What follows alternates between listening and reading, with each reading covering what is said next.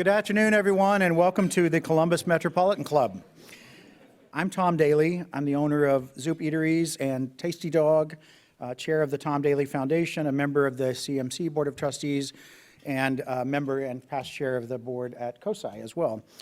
I'd like to recognize today's sponsor, the Robert Weiler Company, and then this sounds a bit self-serving, but the Tommy Daly Foundation as well. And today's live stream is presented by the Emergency Response Fund of the Columbus Foundation in partnership with the Columbus Dispatch. Let's thank all of those supporting today's forum. Has science literacy ever been more important to Ohio than now? The return of the COSI Science Festival, which begins today and lasts through Saturday, is showcasing Ohio's commitment to science literacy. Science literacy is critical to growing Ohio's economy. It's even a social determinant of health. Consider the value of being able to read and understand a drug label or take basic measures to protect one's health. Companies like Intel will be relying on Ohio increasingly to turn out legions of young people excited about science. And so today, very timely, we will explore the very high stakes of science literacy and education in Ohio with our speakers. And I'd like to introduce our speakers now. First is Dr. Frederic Bertley, President and CEO of COSI. Dr. Bertley. I have to gloat here for a second. I had the honor of hiring Dr. Bertley to come to Columbus, so maybe one of the best decisions I ever made. Lou Von Thayer, President and CEO of Battelle. And Joanna Pinkerton, President and CEO of COTA. And our host here on the side, Angela Ann, news anchor with WBNS 10 TV. Welcome, Angela. Welcome to everyone. You'll learn more about today's speaker in your flyers. And now I'd like to turn it over to Angela, and we look forward to today's conversation. Thank you.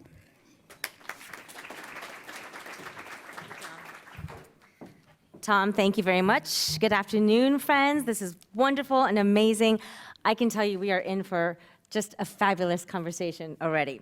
So let's get right to it, because there is a lot to talk about, especially when it comes to science, and as we saw the critical role that it played in the past 2 years with the pandemic, but for some people, perhaps a divisive role as well. So my first question to our guests today, what hour am I in? I woke up at 1 a.m. Hold on, okay, here we go.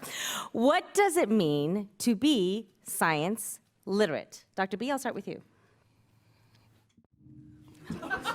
It works. Clearly, I'm not science literate with that one.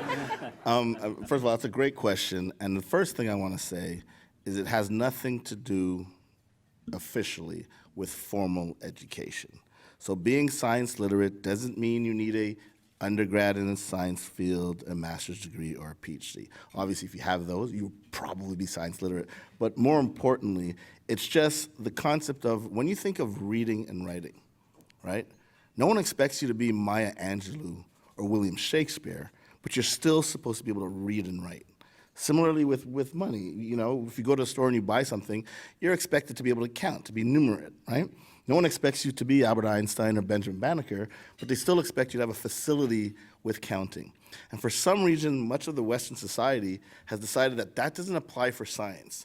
It's okay to be science illiterate, unfortunately, in this country. And some people even wear it as a badge of honor. You know, oh, I'm not a science person. I fell out of love with math at grade 3 or grade 8. And so the concept of science literacy is just to get the community to feel much more comfortable on asking scientific questions and having some understanding of how some things work. And so it's not about a specific expertise, but it's about recognizing the value of understanding scientific thought, scientific methods, which are basically ask questions, know how to do research, know how to navigate through the data that you've researched, and then form informed decisions. And you see what happens. You talked about the pandemic. I mean, clearly, science illiteracy is part of the problem we had with getting out of this pandemic as fast or slow as we did. Sure. Lou, I'm curious because you are surrounded by scientists at Battelle, so your perspective. Yeah, I think my perspective is very similar. I might take it a little bit further. I mean, I think being scientific lit or science literate is to be curious and then be able to put facts around how you develop your opinions, not necessarily what you read on a Facebook post, not necessarily what some politician or some producer of a product's trying to sell you, but can you do your own thought process and evaluation? And it just comes down to basic things like, you know, if you're going to charge something on that credit card you know you can't pay back, do you have the understanding of compounded interest and what it's going to cost you to go through that, to be able to read medicine label? Just some of, I don't think you don't have to be an engineer to do this, but to have basic understandings so the world can't fool you easily, so you can at least be an intelligent subscriber of the information. And I think it's so important for our society to have more of that. Sure, sure. If you didn't notice, Joanna kind of smirked when you said you don't have to be an engineer to say this, because she is an engineer. But Joanna, what does it mean to you when people say you need to be science literate? That you need to be an engineer, get your degree. Just kidding, just kidding. Well, this is like the easiest speaking gig ever, because like Frederic just like lays it out, and then Lou takes it to a whole nother level. So I don't know that there's anything I can add to the fact that it's a mindset, except that it's about being creative. So Frederic articulated there's 3 steps, 3 protocols to being a scientist, but it doesn't mean that you're wearing a white lab coat. It doesn't mean that you're in a room by yourself studying something under a microscope. You have to be willing to be creative. And to drill it down to what Lou was referring to about awareness and understanding to make your own decisions, like we all exist in a natural environment or a built environment. And every one of you is sitting on something that was built by science, and the clothes on your back, the food you consume today. And just that curiosity and the creativity to say, this came from something, and there was a process and a system that brought it to me, as opposed to just being, tunnel vision, and I do this one thing every day. So to me, it's really acknowledging that creativity is part of the process. So glad to hear the acknowledgement that you don't have to have a degree to do it. And I'll also say you don't have to be Einstein, I think you said. You don't have to be Marie Curie. You don't have to be Catherine Thompson. You don't have to be Jerry Mock. It's for everybody. It transcends race, gender, ethnicity. It's about being creative and curious. And I think in the past 2 years, we have seen with the pandemic, when it first started, all we heard in the beginning, follow the science, follow the science. And this is why we're doing what we need to do to get over COVID, whatever getting over looks like. And for all of us, the last 2 years, we've been upside down, sideways, inside out. It has felt like that to all of us. Where do you all feel Ohio stands today in terms of our science literacy in the state? Has it improved, declined? Do you think fewer people trust science? I just throw them out there. I mean, we're real talk today. Oh, we're going in order, so I get to go first? Great. Well, you So can I'm gonna rock, paper, totally scissors. duck this question, and you two can handle it. Here's how I'm going to answer it, and I'm literally going to duck it. I can't speak to the literacy of the whole state, but what I can say is the resources in this state for science and engineering are unparalleled. Not because he's sitting next to me, but just so you all know, Battelle is the #1 non-for-profit research institution in the world. And it's in this Yes. state. Then you got that small little university that sucks all the oxygen out the universe called OSU and actually, is Dean Harrison still here? It is, right? So we have our former dean of the School of Engineering, and not just School of Engineering, the School of Science, et cetera. Phenomenal powerhouse, but it's not just OSU. You have Otterbein, then you have Denison, Capital, and I hate when I do this because I know I forget some. You have Columbus State, et cetera. You have about 25 to 50 universities, powerhouse colleges and universities right here teaching STEM. And then, of course, you got the #1 science museum in the nation by USA Today 3 years in a row. But really, so there is an embarrassment. There's an embarrassment of riches from a STEM education and STEM experience. Shout out to Girl Scout over there with her new, Tammy Wharton, with their new STEM initiative they're doing. Just there's so many great resources. So we have great resources. Now I'll let them answer what's the state of science literacy in the state. Yeah, Of course you will. I'll try to further duck the question with, what I would say I think is very true, that I think the state is well positioned with the resources we have and the attention that we're putting to it. Battelle, we were impacting about 100,000 students a year 5 years ago. We set a goal to get to 1 million students a year and continue to do that every year. We're going to hit that this year. So you see, and we're one of many, right? We're one of AEP's got programs. The Girl Scouts we just talked about, we celebrated that yesterday. So I think we have lots of resources. And I actually, I give our governor and state pretty good marks for how we went through this, because we're not immune. We are split politically just like every other place. our big cities have the same struggles that every other big city has. We don't look that different than the rest of the country. But I think our leadership did manage to step up and really follow the science. And the science changed as we learned more, right? We started out, and I always try to put myself back in what we knew and didn't know back when it first started. And, the first cruise ship that came in, people were taking samples that had been out in the sun for 2 weeks and said, oh my God, it's still active. And there was one set of rules that went with that knowledge and those knowledges we had in the early days. And as we learned more, and as we got more, you saw the rules develop, and of course we saw the politics also build during those times.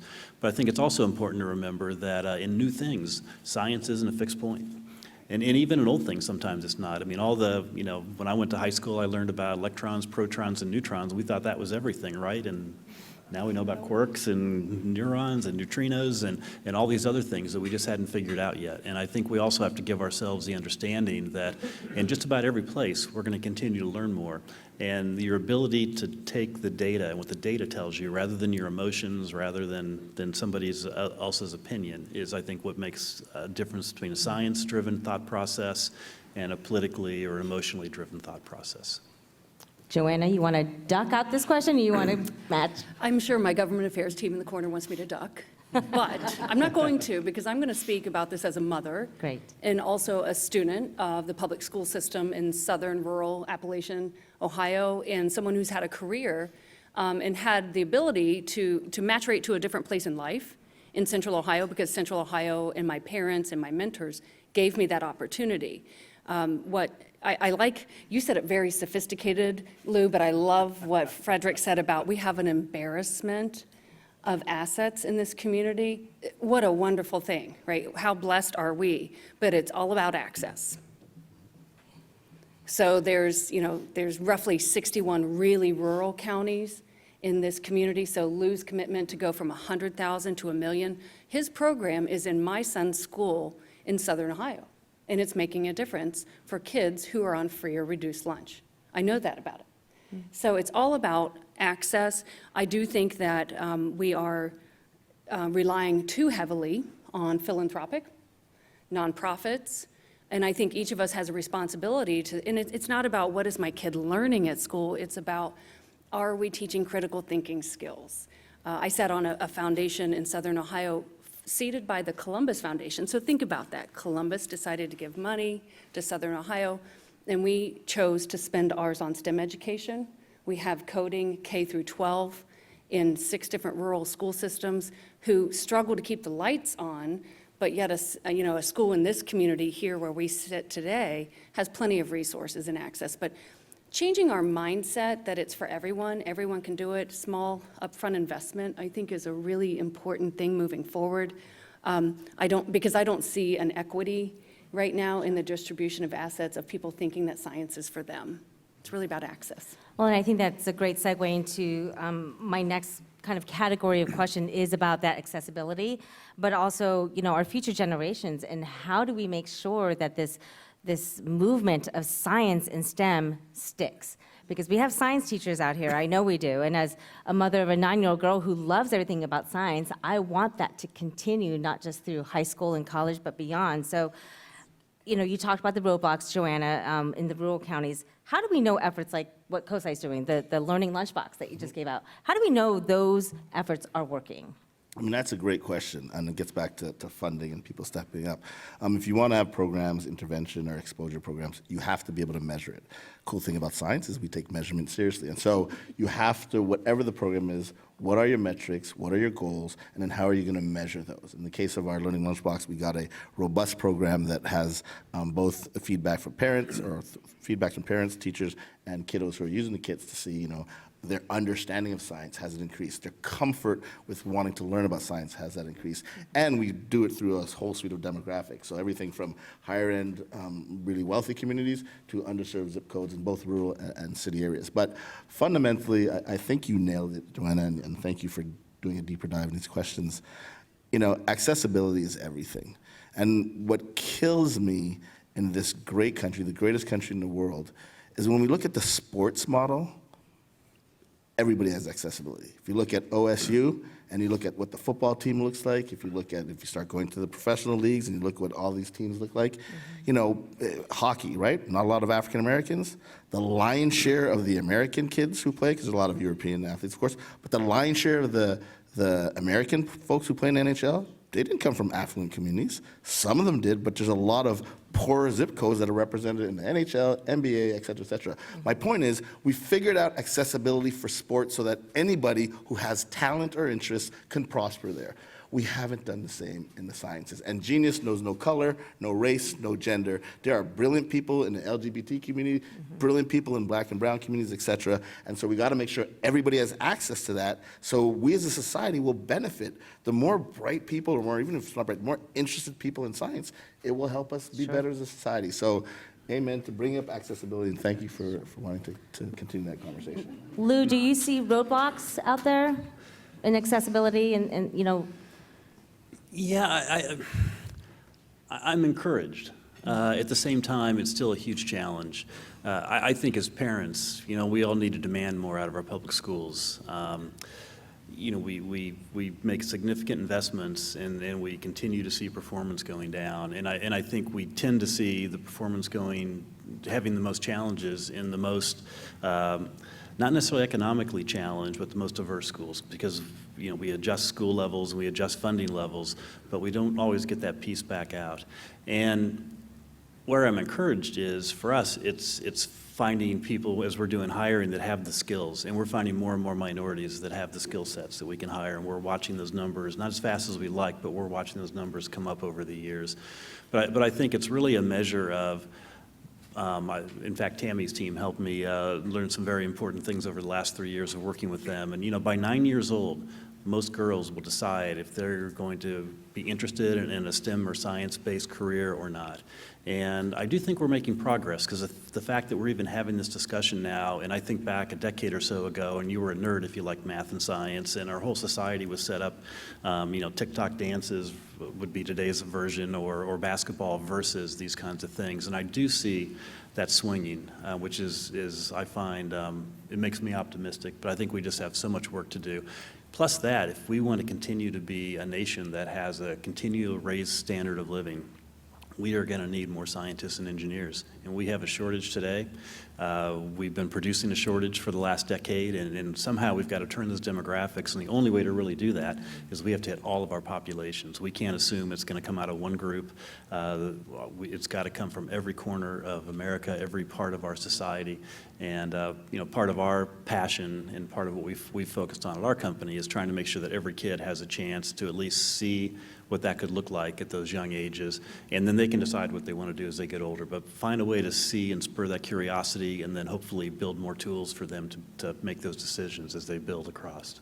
So I want to ask each of you maybe to come up with that one great idea, right? If money was no object and you had nothing holding you back, how do we turn the tide? Because I'm going to give out some numbers, and this is pretty startling. I'm glad there's hope, but this surprised me. Studies show women make up 34% of the STEM workforce, even less when you talk about specific fields. So 26% in computer and math sciences, and only 16% in engineering.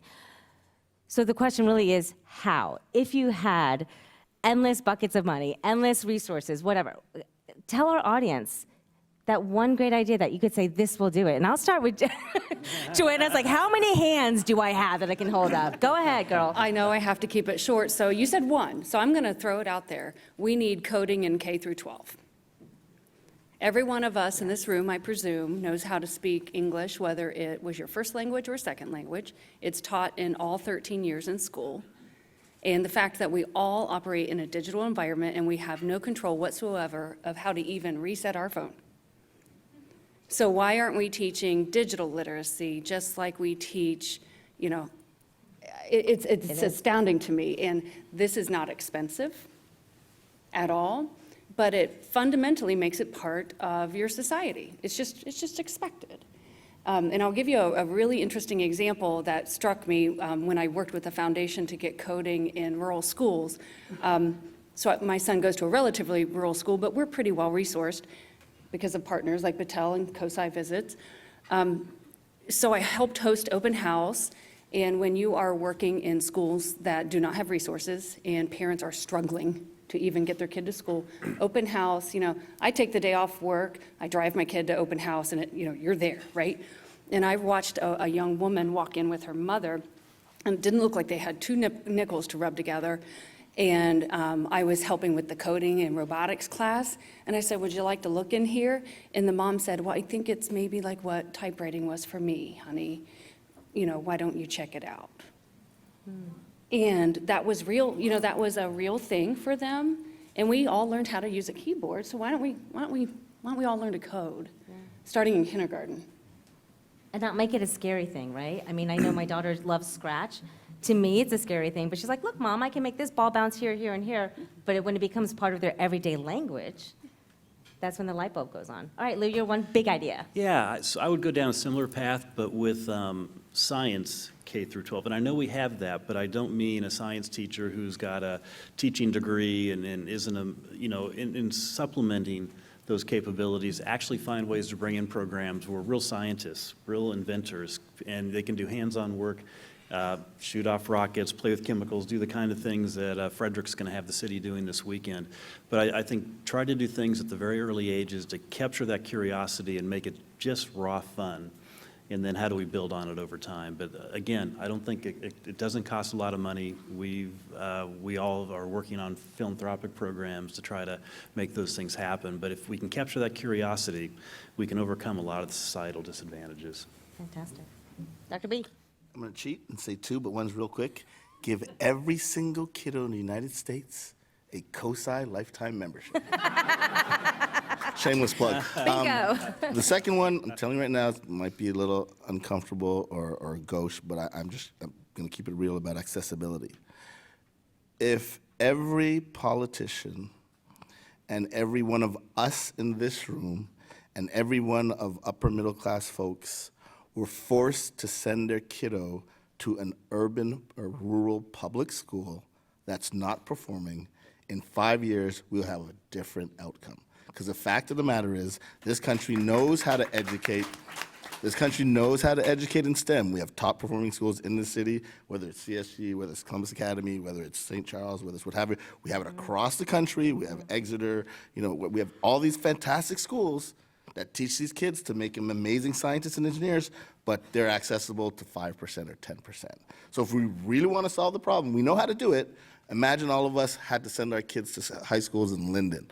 No, not trying to throw shade on Linden or Frank, but you get where I'm going with this, right? And so if we democratized public education, public and private education, so it really was a fair playing field, again, there's genius everywhere, right? Why wouldn't we want all kids to have access to phenomenal education resources? Why do you have to pay high taxes or live in a really affluent area to access a good public school? So that's my not popular, but I'm data-driven. I know it would work. But you know what? That's why we're here, right? Because we need these conversations to be out there. And then when you go to back to your business or your community, have these conversations and tell them what you heard. I love that because what we're talking about is equity. It's so different than equality. It's equity. And I'll just add, this applies to myself too. I mean, we had our daughter in public school early on. And then, and we're very much into that. But then we saw what was happening. We're like, you don't want to experiment on your child. So we're like, whoop, put her in private school, right? And so I want to be clear. I am part of the problem too. But as a collective, if we're really serious, we want to do that, I think it'll make a big difference. Real talk. I'm going to give all of us some time to talk about the Science Festival because I think that it is part of the solution, right? Making it accessible for people everywhere to come and enjoy science. But we have to talk about a little company called Intel coming to Central Ohio, but it's pretty huge. And what's exciting is I don't know if you guys felt it, but there was a swell of excitement with Intel and this major chip maker coming to here. And then the questions that kids were asking, well, why? And what's a chip? And what does it do? And it sparks that curiosity. So Joanna and Lou, I'm going to start with you guys to talk a little bit about what Intel coming to Central Ohio means to Battelle, means to COTA, means to this whole science literacy that we're talking about. I think it's awesome. It's going to come with challenges and opportunities as they grow and build jobs out. And I know initially they only have 3,000 long-term jobs, but if you really look at what's going to happen, they're going to have tens, if not hundreds of partners move into town. As an ecosystem builds, you're going to see them build that facility out. You're going to see other producers come to this area because we have talent, because we have capacity, because we have all these items. And that's going to be, it gives, I think, this community an opportunity to do something that I'm not sure any community in the country's ever had. Most cities, as they grow, you can go to Austin or Atlanta, pick your poison. They've all gone through, they went through these rapid growth spurts like we're having now, and they screwed it up. Now, I don't know if it's possible to not screw it up, but we're going to give it a try. We're gonna try. Here, and we're going to give it a real try here, and we're all working on it together very hard. But they live in gridlock now, and they still have these great business communities they built, but their quality of life has probably gone down dramatically. They didn't have the opportunity. They expected that growth was going to happen, but they didn't know it was. Well, we know it's coming, right? The train is coming. It's on the tracks. We can see the beginning of the headlight, and it's going to be here before we know it. So we can actually be bold and brave in our planning, and we're not taking risk like you would if you were trying to do it assuming that companies come in years from now. For Battelle, I think they're going to be a new partner for us. We already work with them in other parts of the country, and I think we're going to see opportunities to expand that relationship and build out, and anything that can build the ecosystem. We educate. You know, our colleges here are great. We got to get more of our kids into the colleges, and we educate, but so many of those kids in the industries that Battelle plays in get their degrees and they go to the coast.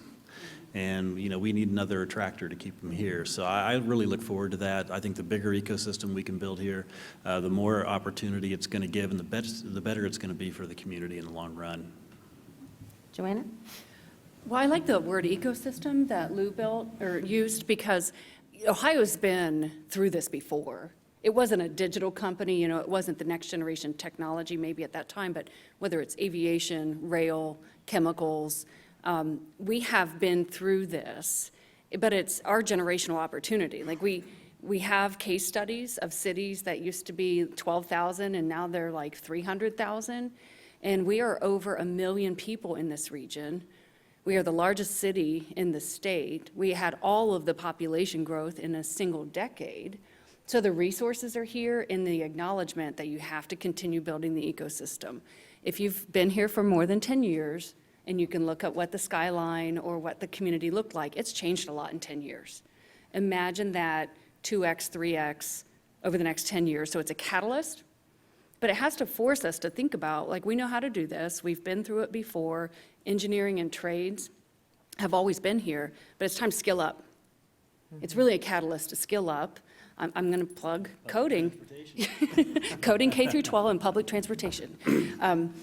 We have to think differently. You cannot do the same thing over and over and expect a different result. And that's what the other cities did. It is going to put a strain on public infrastructure. Well, we can figure it out. I know we can. We're smart people. So the most important thing is to acknowledge this catalyst is here and take advantage of it. Perfect. So let's talk about the COSI Science Festival. Yummy, right? This morning, all morning long, I kept calling it the COSI Big Science Festival, and finally, after like 3 times, my producer said, "Angela, there's no big, it's just the Science Festival." I said, "But it is big. You're the largest STEM event in Ohio, one of the largest in the country. So I'm going to rebrand your festival as the Big Science Festival, which kicks off today. Why not? But honestly, Dr. B, this Science Festival, first of all, is back in person after 3 years. Hear, hear. That's exciting. Yes. It's kind of like science literacy on steroids. I mean, this is just the event of the year. Yeah, I mean, thank you for that, and by all means, rebrand it. Now, to give you a little credit, there is a big in one of the terms. So Saturday is the Big Science Celebration. Oh, good. So that may be where you got it from. Never but trust when we you should call it the make- Big Science Festival. So some background here, and you touched on some of the data. By 2020, which was 2 years ago, greater than 50% of the jobs in this great nation, 5-0, greater than 5-0, are STEM related. And we're not talking about masters and PhDs. We're talking about even a 2-year community college degree in coding or some other tech. So over half of the jobs available are STEM related.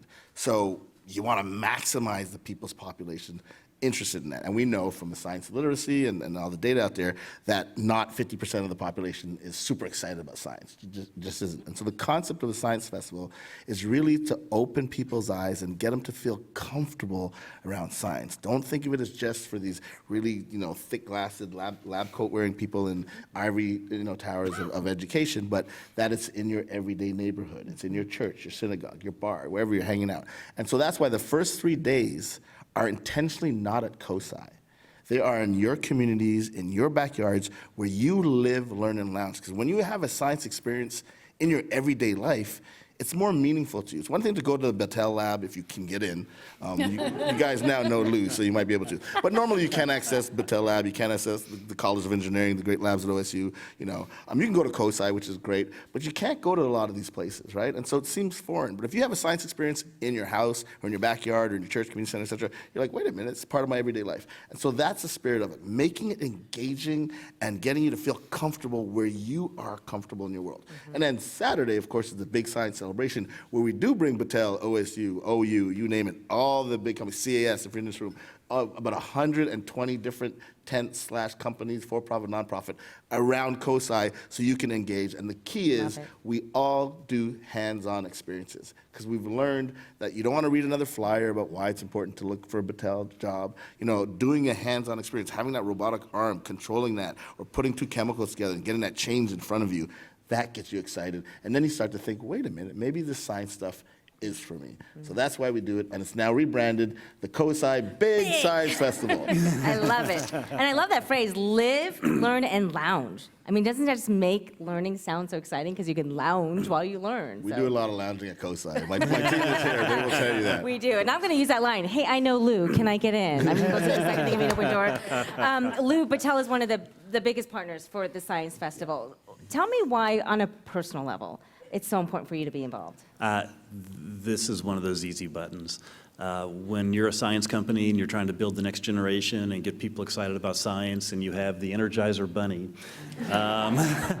coming from Philadelphia and wanting to take something they done at the Franklin Institute, which is also a great place, and build it out here and actually take it to the community, it was pretty easy to say yes. And I think, have 90 volunteers, last count I saw, from Battelle that are so excited about this that they come out every year, and there's nothing like seeing the kids' faces when something happens in front of them they didn't expect, and those wonders and awe.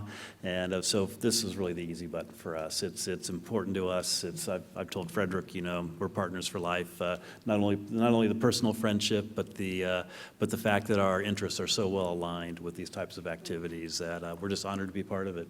That's great. And I know COTA, COTA is such a great partner as well, because COTA is offering rides to the festival at no cost to the customer. So that goes right to your accessibility. That's right. Well, to Lou's point, when Frederic asks, the answer just has to be yes. But I'm so glad that in the very first year he asked. Yes. Because what we stand for is equity and sustainability in our community. Like I said, we have some challenges ahead in our community that come to growth, whether it's housing affordability, workforce, creating the next generation of scientists, and movement. You're going to be stuck in traffic if we don't do something right. We don't want to be Hotlanta, we want to be Columbus. And so Frederic approaches, and what can we do? Can we tie it in? And how can we get people to understand that 90% of the jobs at my organization of 1,100 people are technical in nature? Even an operator is operating a $1 million computer on wheels. Think about that. $1 million computer on wheels. So we said absolutely yes, and I'm excited because he's challenging us. If all you have to do is tell the operator where you're going, it's no charge, because we want to make sure that kids and a parent, or maybe a grandparent who wouldn't otherwise go, just feels comfortable getting there. And right now, we pass out a paper pass. You have this little token. It's pretty cool. It's got your logo. I like that. But it's challenging us to think about digital literacy. How do we code COSI directly into transit so that when you bought or were given your pass to go to the Science Festival or to go to COSI, it's your automatic pass to board on transit, so there's just no barrier. So it just makes sense to partner with people who are already, working on the same vein of changing how a business operates. Absolutely. We are going to take some questions from the audience, so if you have questions for our panel, you know what to do. There's a microphone there in the middle of the room, and we're going to have some from live stream. But honestly, I can just picture all three of them when they were maybe 7 in a room together. Dr. B saying, let's blow this up, and Joanna saying, no, but that doesn't work based on my engineering brain, and Lou saying, let me get my scientist on it, and he calls his buddies down in the dirt, back in the playground. But thank you. I mean, honestly, what did you guys think? This was an amazing conversation about science literacy. And hopefully we will move that needle to get the science illiteracy out. Right. I think that made sense. All right, Doug Buchanan, I know we have some questions probably coming in from the live stream. So if you're watching online, by the way, friends, please type in your questions. There's a chat. And take it away, Doug. Angela, thank you very much. Thank you to today's fantastic panelists. This is a terrific conversation. Thank you. Our first question is from the live stream audience. It's from Dave Ditmars with Critical Advantage Corporation. Dave asks, what support is available for STEM programs in charter schools? What local collaborations are there between STEM high schools and tech firms for internships and similar real-world learning experiences? I can start. So I think there are a number of opportunities. Ohio was one of the first states to actually establish a STEM school designation, and it started with the metro school that Battelle started 16 years ago. There are, I believe, 8 schools statewide now, and there are resources actually through the community for that sport. As far as charter schools, and so those don't really count as charter schools, but they act like charter schools. They operate separately from the public school system. And if you look at places like Battelle and actually many other foundations, will hold competitions each year for people to bring their ideas on how they can have the best ideas and impact the most students, and we'll fund those things, and so do many of the foundations in town. So I think there's a variety of avenues to go to find the potential for those resources, and I know at Battelle we get everything from Girl Scout and Boy Scout troops to 4-H elements to schools around the state that have a unique idea. And what we try to do is really figure out which programs work. Then we try to expand those and let them help grow those across to impact more kids.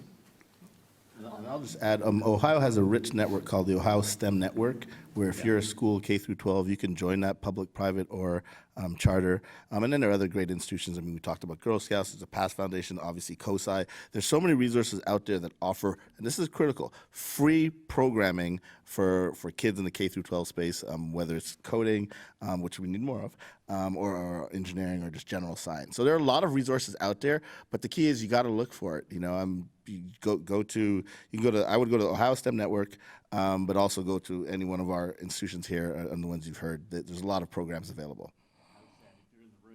Our leader of that sitting at the table right over there, so he can help you.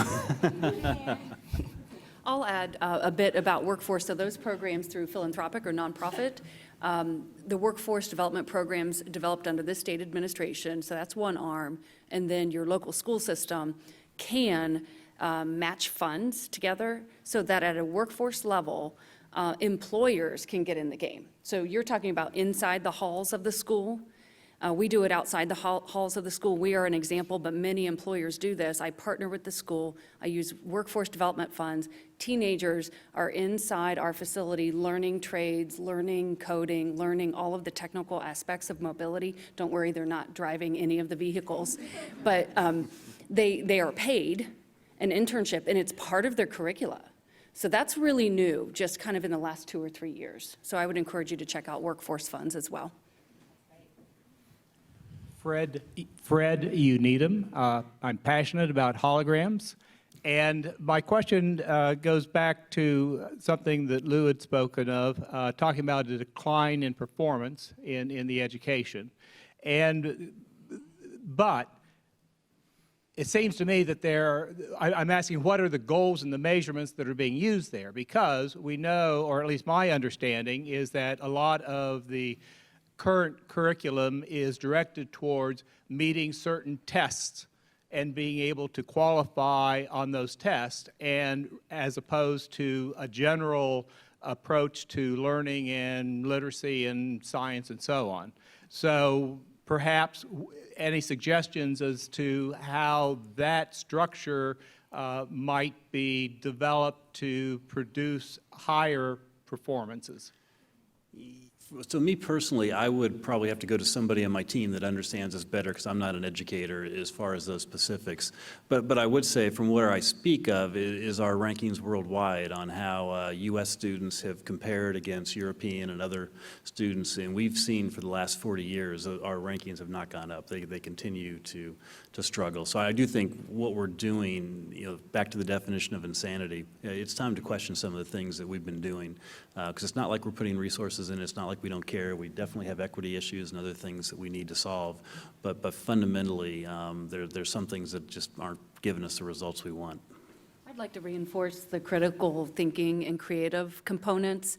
I'm not going to touch on the standardized testing and all the stuff my son's going through right now, but for me personally, and then also what I see, especially with young girls, it's that early age that Lou mentioned early, like under age 9, teaching people how to think, not what to think, because whatever curricula you put them through later in life, they're still going to embrace that with that critical thinking. So I do see an absence of that. I had that in my early childhood, and God bless it. I mean, that set me on an entirely different trajectory. I did not see that introduced to my sons in public school. So they get it at home over the dinner table, and they don't like it, but it's working. And if I can just add, first of all, Fred, thank you for your question. Second of all, great first name. I really want to unpack some of what Lou talked about, because it's so important to your question. We talk about diminishing standards and performance dropping, and it's true. And the exams that he was referring to, these international competitions, there's 2 of them. One is called TIMSS, T-I-M-M-S. The second one is called PISA, P-I-S-A.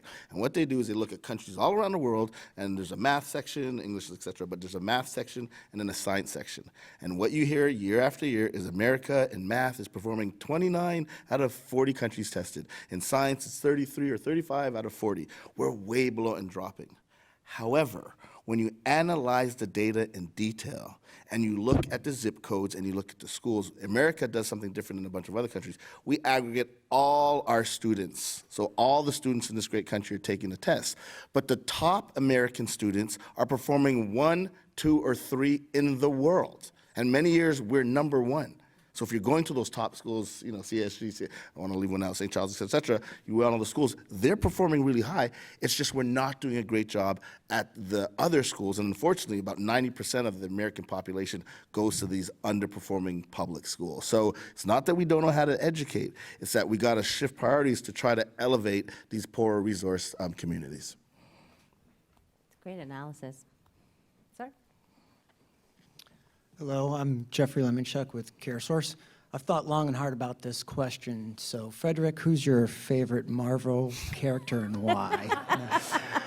That is not a plant, but thank you so much. So clearly, I'm doing a shameless plug for COSI. I'm wearing my communications and marketing team have taught me well, stay on brand. So we do have the Marvel exhibit. It's fantastic. My favorite one is Spider-Man. I was raised in Canada. We had 2 channels at lunch. I'd come home, myself and my brother, and we'd watch Fred Flintstone from 12 to 12:30 and then Spider-Man from 12:30 to 1. And so I fell in love with Peter Parker. I really do have a science question I wanted to ask, and that is, it's essential for kids to get the science and learn, and it concerns me in this day and age that science is under the gun by certain people and agendas when we have the data and the scientific data, yet there are deniers out there on science. An example I'm thinking of is global warming and climate. How do we convince the population and our youth that science is essential and the way we have to go to grow as a society? I'll go real quick and you guys can jump in. My favorite quote, or one of my favorite all-time quotes, is by Neil deGrasse Tyson. So the cool thing about science is it's true whether you agree with it or not.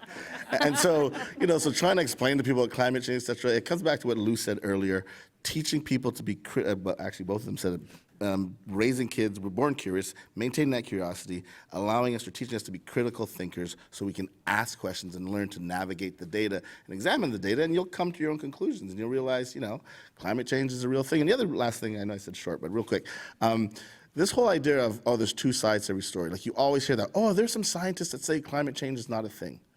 Just because there's somebody that says something to the other side does not mean it's a balanced conversation. 99% of scientists say climate change is real. You can find somebody out there that might say that. Same thing with vaccines. It doesn't mean that, oh, one scientist said it, so it's like, understand the law of averages, et cetera. But I punt to my colleagues. Ditto. Yeah, you got it. But you know what, to be honest, I think that goes to our whole conversation today. Science literacy, right? You don't have to have the lab coat, you don't have to have the degree, but you have to understand the critical thinking behind why that 1% is saying climate change isn't real, and then the 99% would say, well, go stand in front of a glacier for 10 years and go see what happens. So, all right, our next question, please. Yeah, hi, my name is Steve Gravencamper. I'm a psychologist, and my question is, when I think about young people, I think about career aspirations, what's possible, curious, is this a possible career path? And then secondly, I think about career self-efficacy. Can I do this? Is this our path to me? And a couple of the programs that you described to me sound very exciting. The coding, the Touch a Million People, some of the programs. What makes you optimistic, or how I kind of move in kind of young people's what's possible for me, and gee, I think I can do this?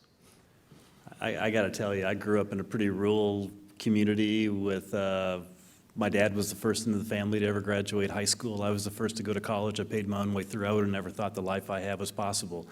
So I'm a living example of, and there's so many others. And, I think if we encourage our kids and give them the tools, I still go to spend a lot of time at colleges. I'm a trustee at OSU. I've worked at my alma mater and other places. And despite all the talk about how terrible I think everything is getting, every new college class I meet is smarter than the one I met before. So there's still a lot of good things happening, and there's a lot of bright and brilliant kids that are making it through the system. So I just think, again, we just have to keep pounding away at this, and then we have to teach our kids to think so they don't get distracted by the noise. Well, I'd like to take what Lou said at the very beginning, from 100,000 to 1 million. Like, that's quite a commitment of a company like his. And so equity and access. So that message is not getting to girls, okay? I'm just going to say it. If you think it is, then you've never been a 9-year-old girl. So we've got to make sure that we're 10Xing that message and getting it into people's hands, because the resources are there. It's good stuff. I'm with Lou. I think it's a positive trajectory. I don't think it's negative. You just have to put it in front of young people, because they grasp it. It's us that hold them back. And so if you are in this room and you're thinking, well, what can I do about this? There is someone in your life under the age of 10. And make sure you're changing the conversation. Please don't tell her how cute she looks today and tell him to go climb a tree. Let kids be curious, equalize the playing field, and be an advocate. You can do this. It's really easy. You don't have to be a teacher. You don't have to, be part of the science system, but change your behaviors and how you treat other people, especially those younger ones. And I'll just add, and this is a huge shout out and kudos to CMC for this panel. If this panel was held 10 years ago, certainly 20, 30, and 40 years ago, just say it, there'll be 3 old white men up here. We have Joanna. She's running a transportation company, but she's an engineer.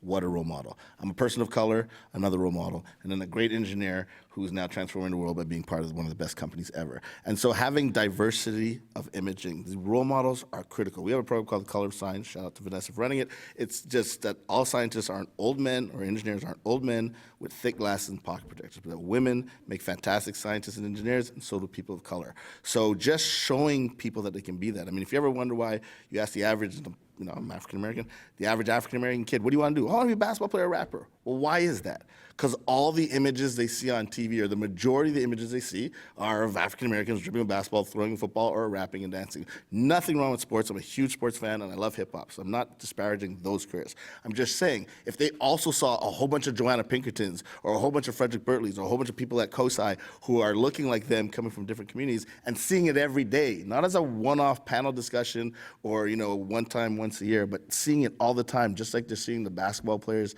and musicians and entertainers, that would have a big impact as well. You're here, representation, right? Love it. Joanna, you chuckled though. You don't want to see a whole bunch of Joanna Pinkertons all over the place? It's kind of scary. You better watch out. Not at all. Our next question, please. Hi, I'm Bill Lafayette. I'm an economist. I think this question is dovetailing off my former student Jeff's question. One of the really annoying things that I hear from the crowd that doesn't necessarily believe in science is the CDC said this 2 months ago. Now they're saying that. They've changed their mind. They don't know what they're talking about. And so I'm not going to listen to them at all. How do you combat something like that?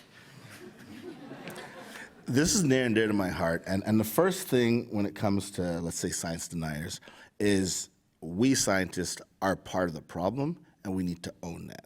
We speak in a vocabulary often that's, hoity-toity, that 5 other people around the world in your field understand, and we think that makes us smarter. The first thing is everybody, if they have a question, you have to acknowledge your question and meet them where they're at. You can't disparage people because they're saying this or that. That's one. And then 2, it's also important to understand that if you understand what science is, you would know that's okay. See, some people confuse science with a book of facts. That is not science. Science is a process by which you ask questions, experiment, collect data, and the more data you have, you get closer and closer to the truth.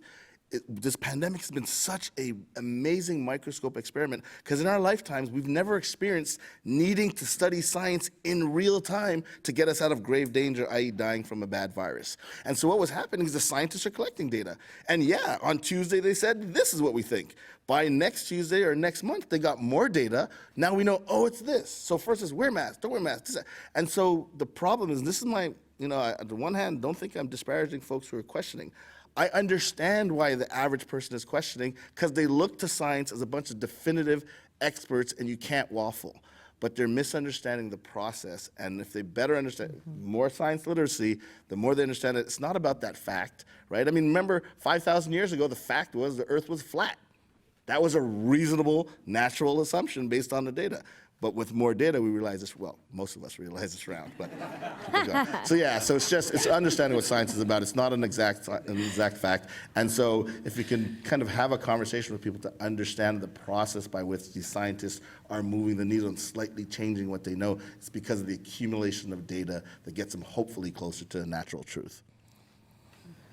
Thank you very much. I think we have time for maybe just 1 or 2 more questions. 2 more questions. Okay, go ahead, ma'am. All right, hello, thank you guys so much. This was awesome. My name is Tanina Seagraves. I work with Franklin County Children's Services, but I have a parent question. So I have a 9 going on 10-year-old boy of color, of course, and he is in love with science, right? We live at COSI. I'm very familiar with COSI, but I love that I try to keep, science in front of him, but it gets really expensive, right? Because we're not upper class, and I do have to make things stretch to make sure that science is in front of him. What are your suggestions for parents like me who want to make sure he still can pursue his interest and still be in love with science, continuing on, but it's not always feasible financially? Boy, that's a tough one. So there was a time in my life when I made less money than it cost to put my kids in daycare and floated all that debt.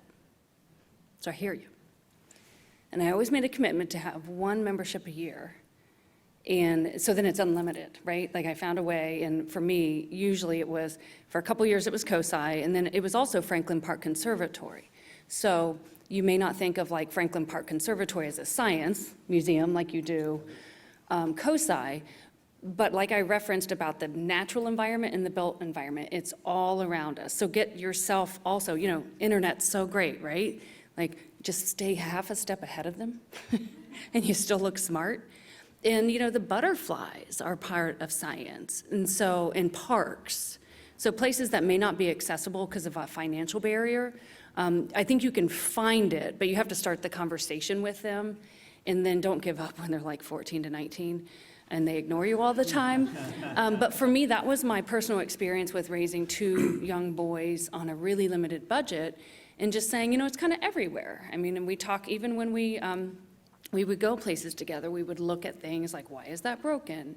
Or we would walk a lot, make every experience about science. You don't have to have an expensive lab. Yeah, I would also add that the internet's great.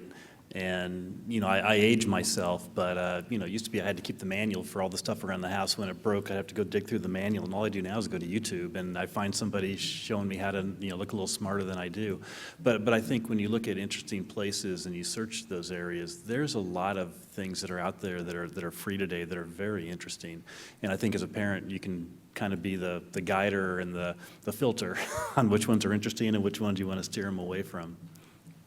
Yeah, I mean, I'll just add, first of all, commend you on wanting to do this, so well done on that. And I will say this, we talked about access to resources, and we need to do a lot of work kind of systemically.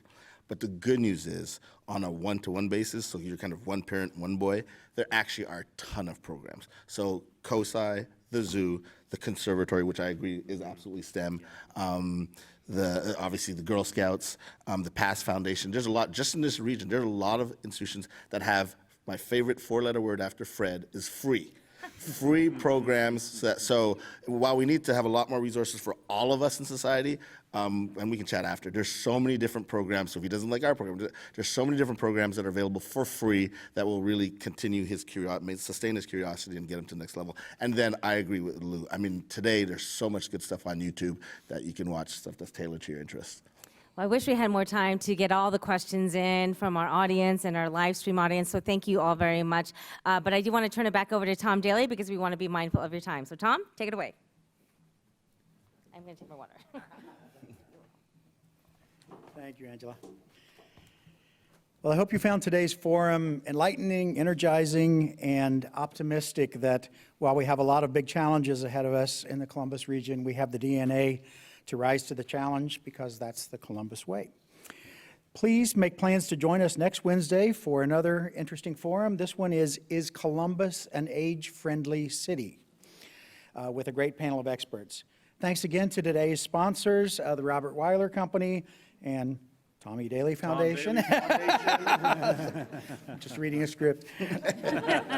And thank you very much to our online virtual seat patrons and to the Emergency Response Fund of the Columbus Foundation for presenting our live stream in partnership with the Columbus Dispatch. And of course, please join me in thanking expressing appreciation to today's speakers, Frederic Bertley, Lou Von Thayer, Joanna Pinkerton, and our fabulous host, Angela Ann from WBNS. Thank you all for joining us. We could not do this without you, literally. We look forward to seeing you next Wednesday as the Columbus Metropolitan Club presents another community conversation. Have a great day.